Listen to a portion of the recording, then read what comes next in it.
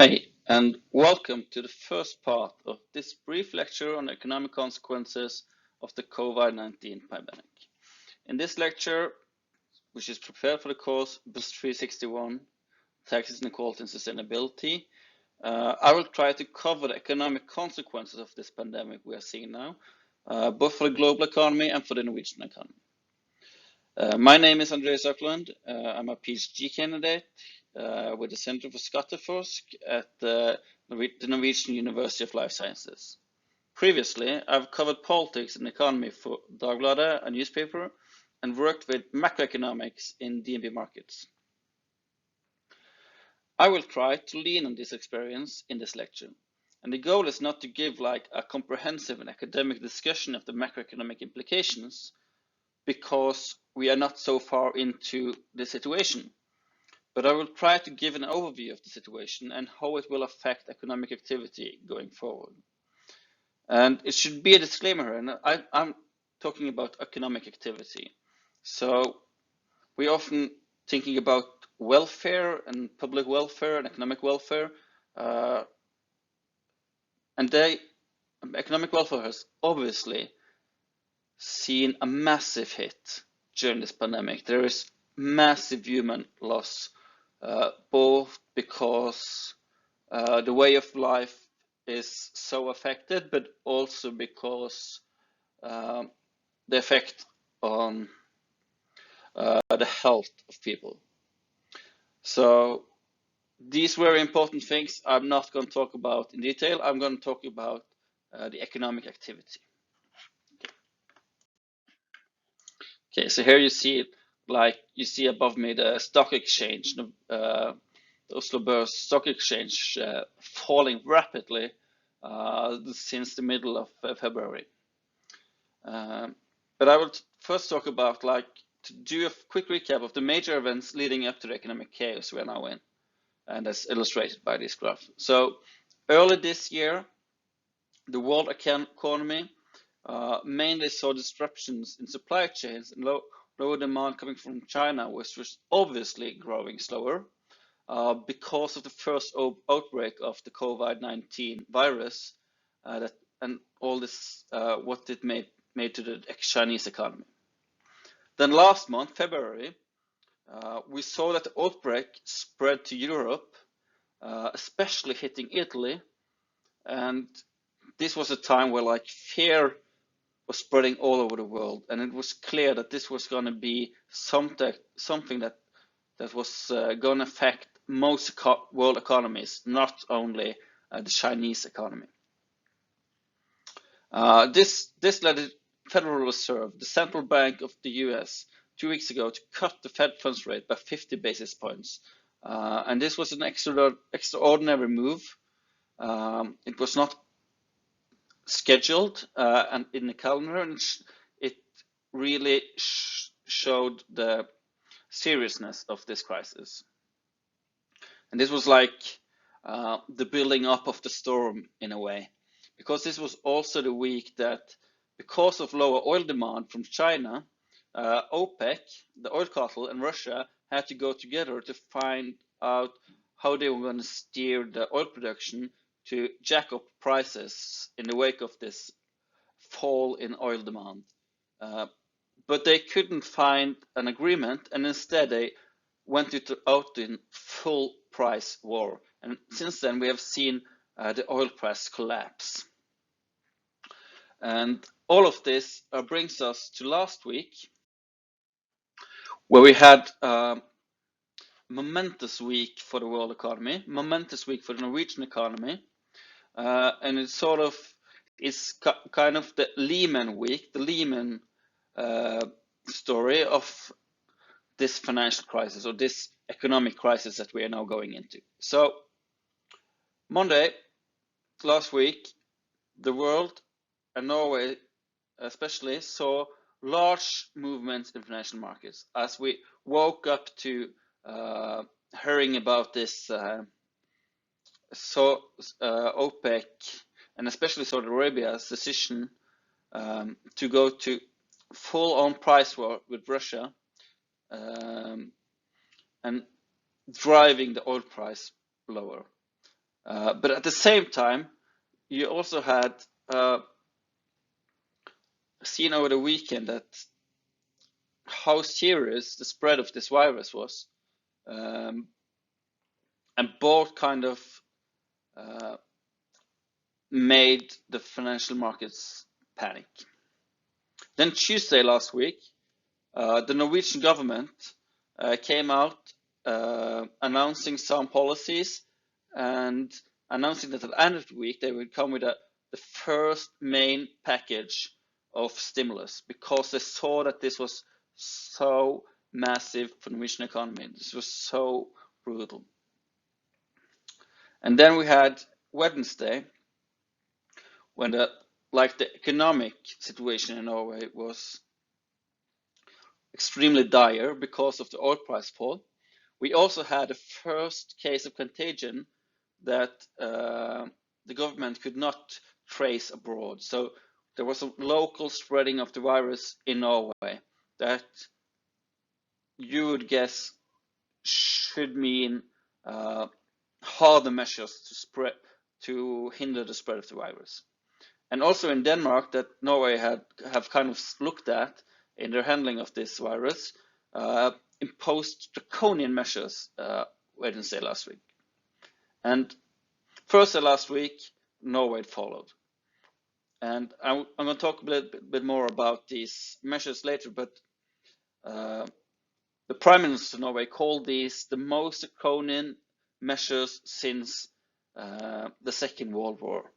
The Norwegian economy is so regulated, and you all know how the situation in Norway is right now. And we also had acknowledgement of the situation in the financial markets with the Federal Reserve and the European Central Bank introducing additional liquidity into the market. Yeah.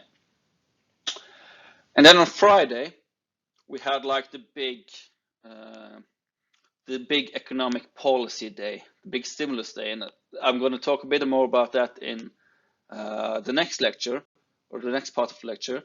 But here we had both Norges Bank cutting the interest rate and the Norwegian government announcing this pretty hefty package of economic stimulus to stabilize the economy. And as you see here is also that we had this agreement on this fiscal stimulus today on Monday, and yesterday we had the Federal Reserve cutting the Fed funds rate another 100 basis points, a whole percent, really close to zero now, to stimulate the US economy. So there is a growing concern among policymakers that there will be a large hit to the economy from this virus. Yeah. So all of this puts the macroeconomy in a really special situation. We are in a unique macroeconomic environment here in Norway, but also around the world, because we have these two objectives that are so different. Because on the one hand, the governments are really trying to cool down the economy.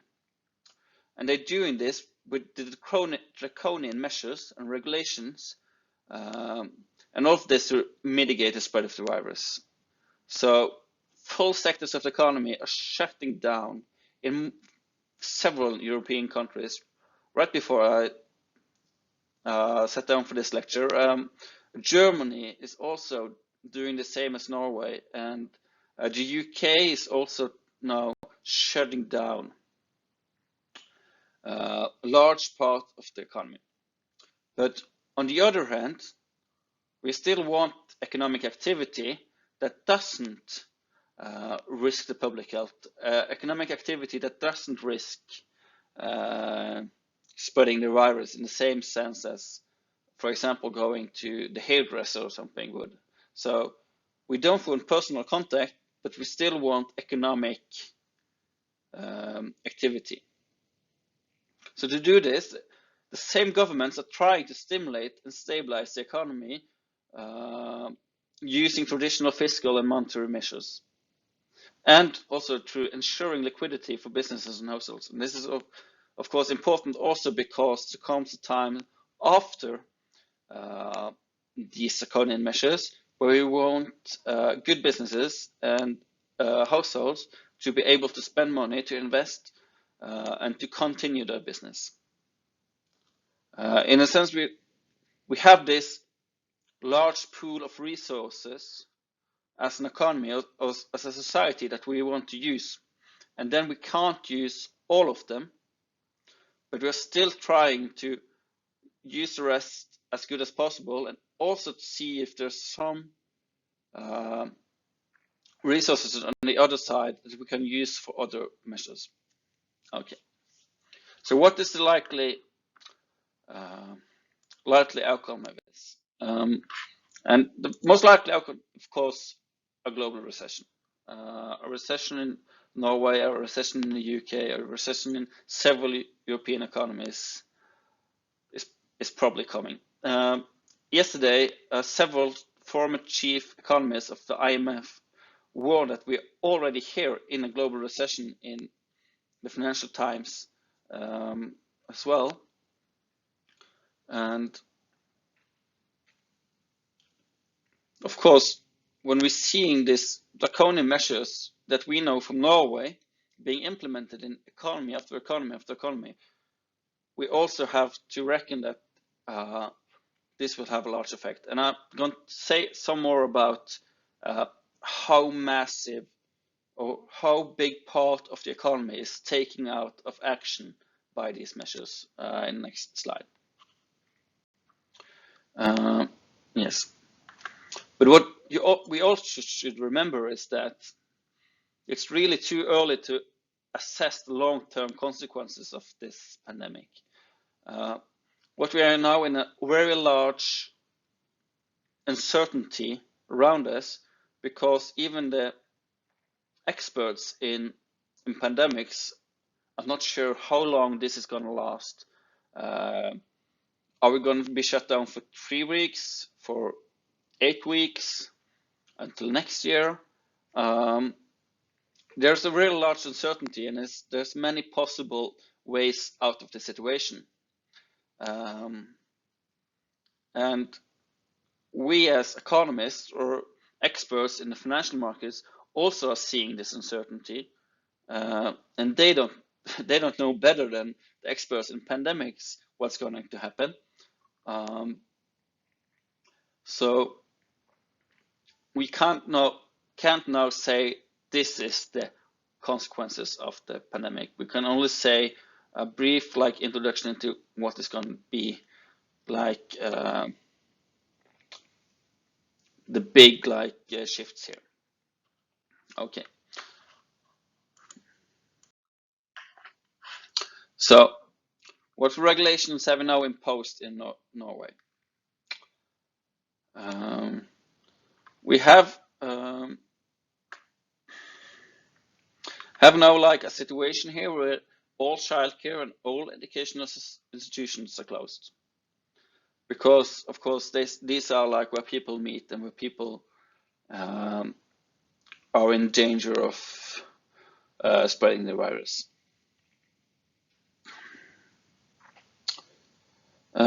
Also, we have everyone that's may have a home office or may work in a home office should work in a home office.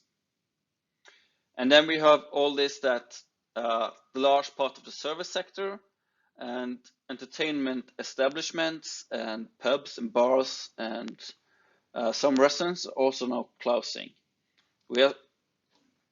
It's all about self-isolating and staying inside. And this also have large consequences for traveling and every other institution that are collecting people. So even though we have normal public transport, everyone that's arriving now in Norway have to self-isolate, and they're also now closing down on most travel, and this is also affecting the economy. So How large is the effect of these direct regulations? Virke, that's an organization of businesses, they are estimating that already 100,000 people are now going to be temporary at work through this survey they made, and that there are 400,000 more that is risking to be out of temporary out of work only in the private sector due to these measures taken to mitigate the spreading of the virus. So that's like 1/6 of the whole Norwegian employment, I think, or 1/4. I'm not sure. Okay. So that's a really large effect. And to take this in GDP terms, I will lean on the guesstimate of Harald Magnus Andreasen. He's a renowned economist with Sparebanken in markets. And isolated, he is estimating that we now see 75 billion NOK a month falling out of the economy. That's like 30% of the economy is put on hold when we have these measures on the economy. But this is only the direct measures. We also have other things affecting the Norwegian economy right now. So firstly, as I talked about, we have the fall in the oil price.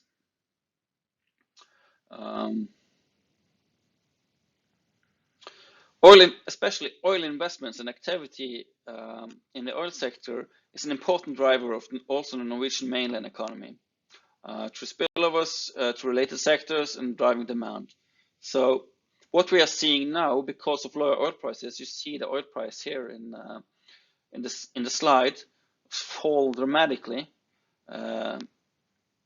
Because of this, we now see that profitability of new projects that earlier on was like really profitable are now becoming not profitable. So they won't be done by the oil companies, but also that the cash flows of the companies are falling because of lower oil prices. So they have less revenue, and when they have less cash in, they also have less cash to invest, because we know that cash-rich oil companies are more inclined to invest.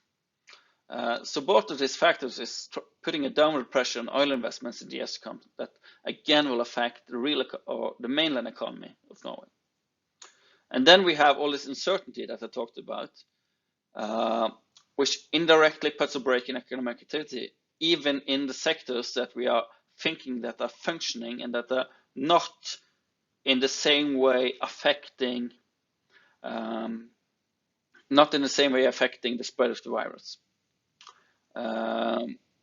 So this happens through the financial system, because now we have a shaken financial system.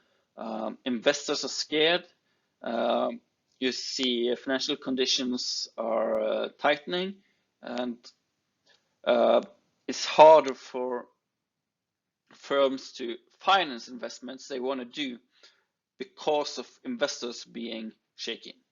But at the same time, also these firms, even though they have financing, are still postponing investments and hiring and expansions and things like that, because they also have uncertainty about the future. So 2 months ago, you may have businesses that's thinking, this is a good investment and we are going to do it when it's timely, and now are thinking that we are not so certain about how profitable this is going to be, because we are uncertain about the economic conditions coming forward.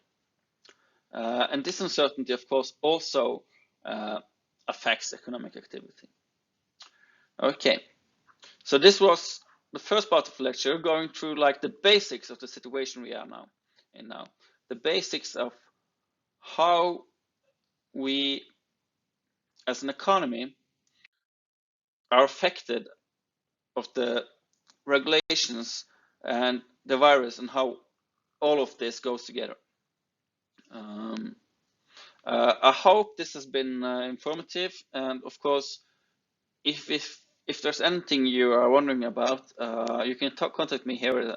It's my email and everything. And I'm new to this. We're all new to this technology, new to this home office thing. So I'm gonna try to point the right direction now. Okay, up here. Thank you, and bye.